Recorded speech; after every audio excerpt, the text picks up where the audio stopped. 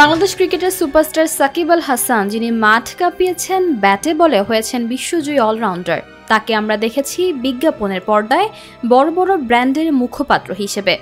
কিন্তু আপনি কি জানেন এই তারকা একসময় অভিনয় করেছিলেন একটি সিনেমায়?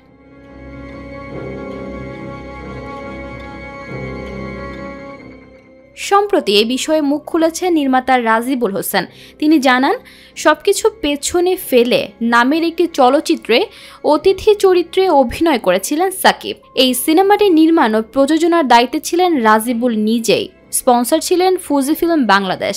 সেই সময় প্রতিষ্ঠানটির ব্র্যান্ড অ্যাম্বাসেডর ছিলেন সাকিব, আর সেই সূত্রেই সিনেমায় যুক্ত হন তিনি।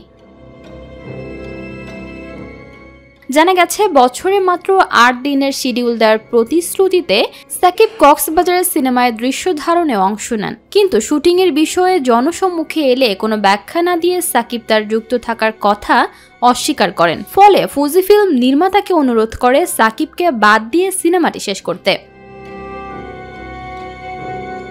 এই আচরণে হতাশ হয়ে নির্মাতা সিনেমাটি বন্ধ করে দেন। তিনি জানান, এতে তার প্রায় ৬৫ লাখ টাকার ক্ষতি হয়। রাজিবুল হোসেন বলেন, সাকিবের এমন আচরণ শিল্পের প্রতি অসম্মান। আমি চাইলে তাকে বাদ দিয়ে সিনেমা শেষ করতে পারতাম, কিন্তু তা করিনি, কারণ আমি বিশ্বাস করি একটি অসম্পূর্ণ সত্য দিয়ে পূর্ণ সিনেমা নির্মাণ সম্ভব নয়।